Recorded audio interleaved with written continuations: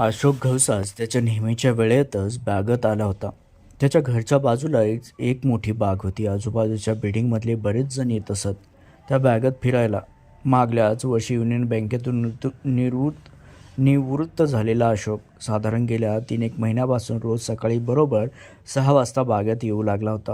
2-3 मिनिटे पुढे मागे बस. त्याच्या फिजिओथेरपिस्टनं त्याला नेमून दिलेला व्यायाम तो अजिबात चुकवत नसे. तर आजही बागेत आल्यावर अशोकने नेहमीप्रमाणे नॉनस्टॉप 2 अख्खा राऊंड मारला. मग कठड्याजवळ तो आला. उभ्या उभ्या हातापायाचे थोडेसे व्यायाम करून कठड्यावर बसला. मानेचे व्यायाम करता करता त्याने जेव्हा डावीकडे पाहिले, त्याला नेहमीप्रमाणे दिसली ती व्हीलचेअरवर बसलेली. रोज येत असे ती बागेत. साधारण 6:30च्या सुमारास एक केअरटेकर बाई घेऊन येत असे तिला. बागेला व्हीलचेअर वरूनच एक राऊंड मारून तीही त्याच कठड्यावर चेअर टेकून बसत असे. अशोकपासून थोड्या अंतरावर उदास अन दुर्मुखलेली असे ती कायम. एकदम चिडीचॉप. ती कुठल्याच विचारात मग्न. बागेपासून 5-1 बिल्डिंगी सोडून राहत होती ती. अशोकच्या जरा पुढे. कदाचित नवीनच आली होती ती ह्या परिसरात राहायला. बैठे व्यायाम थोडक्यात आटपून अशोक उठला जागचा आणि त्याने पुन्हा सुरुवात केली पळायला. राहिलेले 2 राऊंड्स मारण्याकरिता.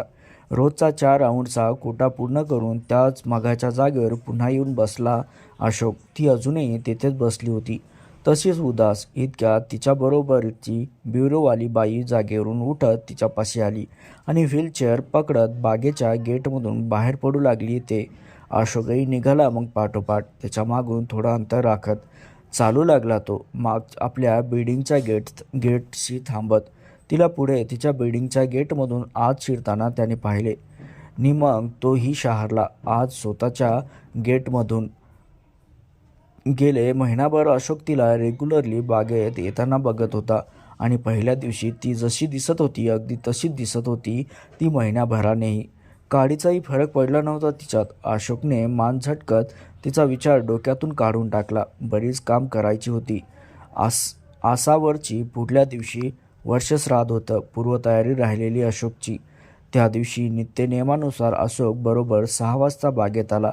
काल घरी आलेल्या आसावरीच्या वर्षश्राद्धेमुळे तो येऊ शकला नव्हता बागेत. त्यामुळे आजचा एक ब्रेक घेत 2 राऊंड्स एक्स्ट्रा मारणार होता तो. तर एकंदरीत 6 राऊंड्स मारून 15 मिनिटांनी 2 ब्रेक घेऊन अशोक 7:30च्या सुमारास घरी जायला निघाला. आणि अचानक लक्षात आलं की ती आलीच नाहीये. तो आश्चर्यात पडला जरासा, कारण गेल्या महिन्याभरात एक दिवसही ड्रॉप असा घेतला नव्हता तिने. भले विझलेली निस्तेज चेहऱ्याने नुसती बसून राही ती, पण येत असे मात्र नक्की. अगदी रोजच्या रोज. काय झालं असावं असा विचार करत अशोक चालत होता आणि त्याला जाणवलं आपण आपलं गेट मागे सोडलंय आणि तिच्या गेटपाशी पोहोचलंय. कुठल्याच्या तंद्रीतच. मनोमन आश्चर्य वाटून तो परत वळला मागे. पण मग विचार आला मनात त्याच्या की आता आलोच आहोत अनायासे इथपर्यंत, तर करून जाऊया चौकशी तिची. आणि तो गेला बिल्डिंगच्या वॉचमनपाशी. वॉचमनला तिचं वळणं सांगून तिच्याकडून तिचा फ्लॅट नंबर घेतला. अशोकने बेल मारली 702 दाराची. जे उघडलं एक साधारण 80 वर्षाच्या काकानी. कसल्या तरी विधीचे आवाज, धुपाचा गंध, स्वयंपाकाच्या तयारीची लगबग नी तोपर्यंत शिजू घातलेल्या अन्नाचा सुवास. असं सगळं परिचित वातावरण होतं त्या घरात. तोपर्यंत काकांनी अशोकला त्यांचं नाव गाव न विचारता या असं म्हणत घरात घेतलं. समोर एक हार घातलेला फोटो बघून अचानक क्लिक झालं अशोकला की अरे हो, हाच सगळा माहोल काल आपल्या घरी होता आसावरीच्या वर्षश्राद्धामुळे. म्हणजे ह्यांच्याकडेही आज. म्हणूनच ती आज बागेत आली नाही तर. पण कोणाचं श्राद्ध असेल? हा फोटोतला इसम कोण असेल? अशोकच्या विचाराची शृंखला तुटली त्या काकाच्या घसा खाकरून बोलायला सुरुवात करण्याने. बघता बघता 1 वर्ष उलटून गेलं. असे दिवस भरकत सरतात नाही, अगदी तहानलेल्या कापरासारखे जळून जातात. पाठी जळका डाग आणि वास ठेवून. अर्थात त्यांचं ताम्हणं त्याला ते जाणवतं म्हणा. 12 एप्रिल 2019 शुक्रवार होता तो. इथे आमच्याकडे येत होते दोघे, लेकणी जावई. पण काळच त्यांना आडवा आला समोरून. भयंकर होता तो अपघात. तरी एक दिवस फाईट केली हो, जावई बापूंनी हॉस्पिटलात. पण सगळं तुटलं फुटलं होतं शरीरात. कसं काय जगणार कोणी अशा स्थितीत मागल्या वर्षीच ह्याच दिवशी. सुटले वेदनेतून आमची लेक सुयोजिता मात्र कमनशिबी निघाली हो. तब्बल 4 महिने लढत होती मृत्यूशी आणि अखेरी जेव्हा हरवलंच तिने यमाला, तो जाताना तिच्याकडून तिच्या शरीराचं अर्धदान घेऊन गेला. कमरेखालून पूर्णतः लोळा करून गेला तिला. अंगच गेले हो उडून आयुष्यातले तिच्या. पंख छाटले गेले तिचे जणू काही. आधीच विना अपत्य आणि आता तर जोडीदारही गमावून बसली होती सहयोगिता. अशोकसहित तिने जमलेल्या अनेक 5-6 जणांना काका हे सांगत होते. प्रत्येकजण चुचकारत होता, सुस्कारे टाकत होता. पण अशोक मात्र घामाने थपथपलेला. तेवढ्यात कोणीतरी आणून दिलेलं ग्लासभर पाणी तो एका दमात प्यायला. ट्रेमध्ये ग्लास ठेवताना त्याने पाहिलं तर ती होती जराशी लांबवर.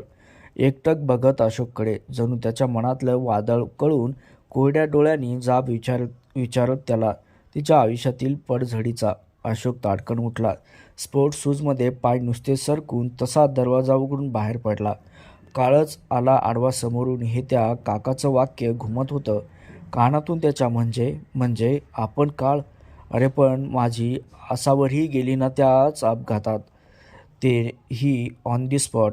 घरी येऊन गच्च डोकं धरून बसला अशोक. तसाच्या तसा प्रसंग डोळ्यासमोरून सरकत होता त्याच्या. 12 एप्रिल 2019 शुक्रवार हायवेवर स्पीडमध्ये असलेल्या आपल्या गाडीचा टायर अचानक फुटला आणि मग एक पलटी मारत स्किड करत डिव्हायडर तोडून आपली गाडी ऑपोजिट लेनमधून येणाऱ्या एका गाडीवर आदळली होती. एवढी भीषण टक्कर होती की काही सेकंदातच झालेली की त्या समोरच्या गाडीतील लोकही दिसली नव्हती मला. आसावरीने तर माझा जेमतेम उघड्या डोळ्यासमोरच क्षणार्धात प्राण सोडला होता आणि माझ्या डोळ्यासमोर पसरला होता घनदाट मिट्ट काळोख. अगदी काहीच वेळ आजूबाजूचा जाणवणारा गोंगाटही मग विरत गेलेला त्या काळोखाच्या विवरात. आणि मागे उरलेल्या भयान शांततेतून ऐकू येत होता फक्त एक लॉंग बीप. वरवरचं मग मागाहूनच कळत होतं मला की ज्या गाडीवर आमची गाडी आदळली त्याच्यापैकी कोणाला तरी अपघाती मरण आलं होतं दुसऱ्या दिवशी हॉस्पिटलमध्ये. पण ते नेमके कोण होते हे जाणून घ्यायचं मात्र धारिष्ट्या काही झालं नव्हतं. सुन्न झाला होता अशोक. हे सगळं अचानकपणे असं समोर येऊन उभं ठाकल्याने तो अख्खा दिवस मग तळमळतच गेला त्याचा. दुसऱ्या दिवशी तो जरा उशिरानेच घराबाहेर पडला आणि गेटशीच थांबून राहिला. तेव्हा त्याने पाहिलं तिला त्याच्या गेटवरून पास होताना व्हीलचेअरवरून बागेत जाण्याकरिता. तोही निघाला, पण बागेत जाण्याकरिता नाही तर तिच्या घरी जाण्याकरिता. हो, अशोक गेला होता ती राहत असलेल्या तिच्या आईबाबाच्या घरी पुन्हा एकदा. तिच्या आईबाबांना सगळी अंतर्निहित वस्तुस्थिती सांगितली त्याने आणि हात मागितला अशोकने त्यांच्या मुलीचा त्याच्याकडे. त्या दोघांच्याही डोळ्यातील प्रश्नचिन्ह बघून तो बोलला पुढे, प्लीज तुम्ही असं समजू नका की कुठल्याशा गिल्टमुळे मी हे पाऊल उचलतोय. तुमच्या मुलीचं जसं जन्माचं नुकसान झालं आहे तसं ते माझंही झालं आहे. We both lost lives our better halves. भरून निघणारं नुकसान आहे हे माहीत आहे मला. यू नो व्हॉट, मी सुद्धा कम्प्लिटली पॅरालाइज झालो होतो त्या अपघातानंतर जवळजवळ 3 महिने. पण माझे काही न्यूरोसर्जन काही आर्थोसर्जन मित्र आहेत. त्यांनी कंबाईनली मला खेचून बाहेर काढलं यातून. 6 महिन्यापूर्वी मला कुशीवरही वळता येत नव्हतं आणि आज मी बागेत 6 राऊंड्स मारू शकतो, तेही पळत. मी तुमच्या जावयाची जागा कधीच घेऊ शकणार नाही हे जाणून आहे मी. मला फक्त आता तुमच्या मुलीला जागं करायचं आहे. त्यांना पुन्हा त्याच्या पायावर उभं करायचं आहे मला. त्यांच्या डोळ्यातून बरं होण्याची विझलेली आशा मला परत उजळवायची आहे. आणि एकदा का ती परत उतरवली की जीवाचे गोंधळ करत जपेन मी ती वाट. जन्मात विजू देणार नाही मी ती. प्लीज बिलीव्ह मी. आणि एका महत्त्वाची गोष्ट म्हणजे मलाही या वयात आता कुणाची तरी साथ हवी हो. एकुलत्या मुलाने त्याच्या आईच्या मृत्यूस मला जबाबदार ठरवून माझ्याशी कायमचे संबंध तोडून टाकले आहेत. तेथे अमेरिकेत निघून गेलाय तो. आईच्या खुन्याचं तोंडही बघायचं नाही मला असं माझ्या तोंडावर मला सुनावून. पार हाबरून गेले होते तिचे आई बाबा. तेव्हा हे मनातलं धाडधाड बोलून अशोक निघाला होता त्यांच्या घरून.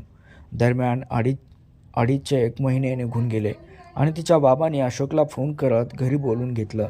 ह्या लग्नासाठी आमचा होकार आहे हे सांगताना बाबांनी रडत रडतच हात जोडले अशोकला.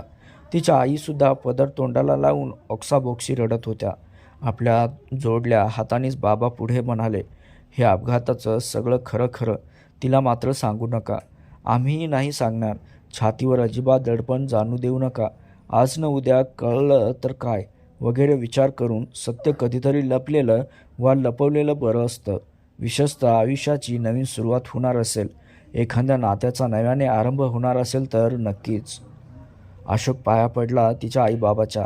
खिशातून एक चिठ्ठी काढून बाबाच्या हातात दिली त्याने आणि म्हणाला, जे काही घडलं त्या दिवशी ते सविस्तर लिहिले यात.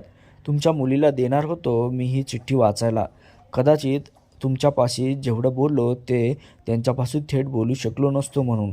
तुम्ही आता ठर. अशोकचं वाक्य पूर्ण होण्याआधीच बाबांनी ती चिठ्ठी फाडली होती आणि बोलले ते, अगं ऐकलंस का, ते कागदाचे कपडे जरा फेकून दे केराच्या बादलीत आणि येताना चिमूट चिमूट साखर घेऊन ये पाहू. सचिन देशपांडे. तर मंडळी, कशी वाटली तुम्हाला ही अर्थपूर्ण मनोरंजक कथा? अशाच कथा ऐकण्यासाठी आपल्या चॅनलला सबस्क्राईब नक्की करा.